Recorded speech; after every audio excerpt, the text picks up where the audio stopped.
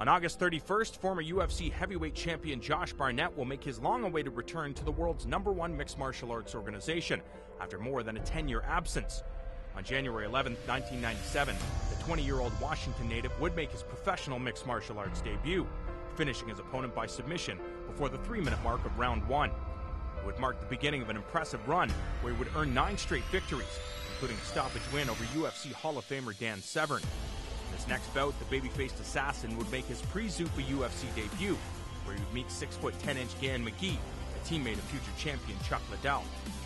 The card featured numerous future heavyweight champions, including Andrei Arlovski, Kevin Randleman, and Randy Couture, a man that the ADCC veteran Barnett would face less than a year and a half later.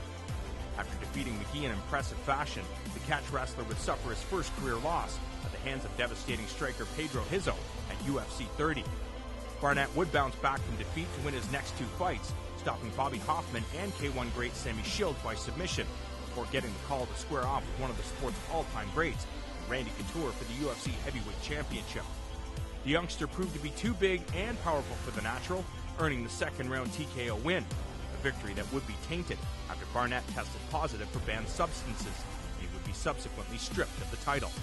It would also be the last time the submission fighter would step foot in the octagon for more than a decade.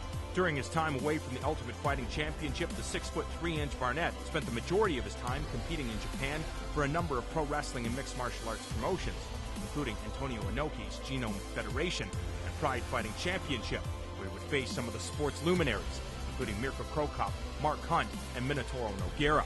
His most recent fights were contested under the California-based Strikeforce banner, where he would go 3-1, only losing to top-ranked AKA representative Daniel Cormier by decision. Now at the age of 35, Barnett has reinvented himself as the War Master, a merciless killing machine ready to leave the bodies of his fallen foes in a pile at his feet. He believes his first victim in his return to the Ultimate Fighting Championship will be the former heavyweight champion Frank Mir, an opponent Barnett says was never the real king. If Barnett can impress in this outing against one of the most recognizable big men in the sport, quickly climb the UFC heavyweight ranks and reclaim the title he feels he never lost.